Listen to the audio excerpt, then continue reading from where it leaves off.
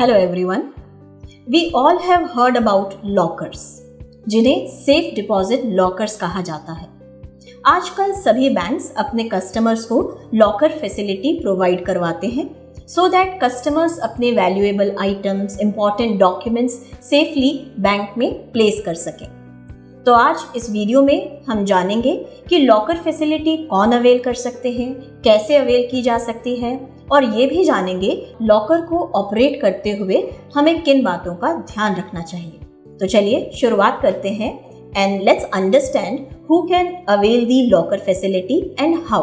अगर आप बैंक में अपना अकाउंट रखते हैं, चाहे सेविंग्स अकाउंट या current account, locker facility can be availed by any individual और नॉन इंडिविजुअल कस्टमर। यानी अगर आप एक सेविंग्स अकाउंट होल्डर हैं या करंट अकाउंट होल्डर हैं, आप बैंक में लॉकर फैसिलिटी के लिए अप्लाई कर सकते हैं।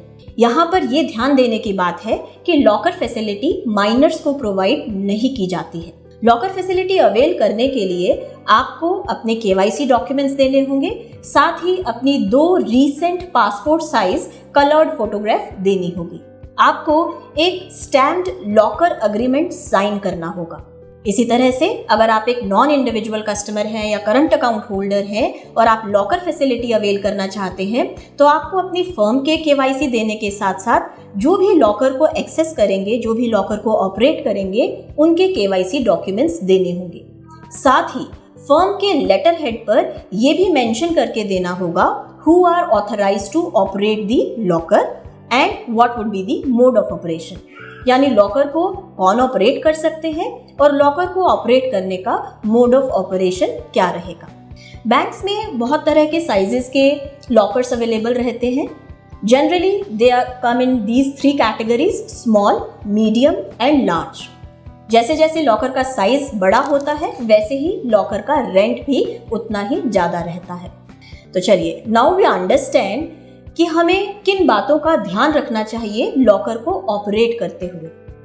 सबसे पहली बात कि जब भी हम लॉकर को ऑपरेट करेंगे तो हमें ये जानना है कि लॉकर ऑपरेशन के टाइमिंग्स क्या हैं। जनरली ये टाइमिंग्स बैंकिंग आवर्स के ही रहते हैं। सेकेंड पॉइंट, जब हमें लॉकर अलॉट किया जाता है तो जो लॉकर इंचार्ज है वो हमें हमारे लॉकर की असाइन कर देता है।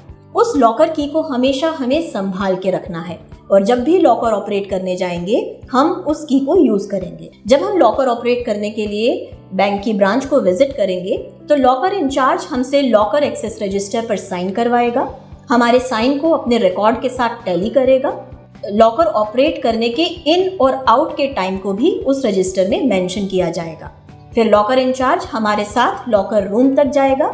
लॉकर को ऑपरेट करने के लिए 2 कीज लगती है। एक की लॉकर इंचार्ज के पास रहती है जो कि मास्टर की होती है, और एक की आपकी खुद की होती है। तो दोनों कीज को लगाकर ही आपका लॉकर ओपन किया जा सकता है। लॉकर इंचार्ज आपका लॉकर ओपन करवा के लॉकर रूम को लीव कर देगा। उसके बाद आप अपना लॉकर इजीली एक्सेस कर सकते हैं। लॉकर जो है वो आप ही की की से लॉक किया जा सकता है। लॉकर रूम लीव करने से पहले आपको ये जरूर ध्यान देना है कि कहीं कोई वैल्यूएबल आइटम आपका लॉकर से बाहर न रह जाए। तो before leaving the locker ensure to check कि आपका लॉकर अच्छे से लॉक हो गया है और कोई वैल्यूएबल आइटम बाहर नहीं रह गया है। इस तरह से आप अपना लॉकर ऑपरेट कर सकते हैं। For more such videos you may subscribe to our YouTube channel. Thank you.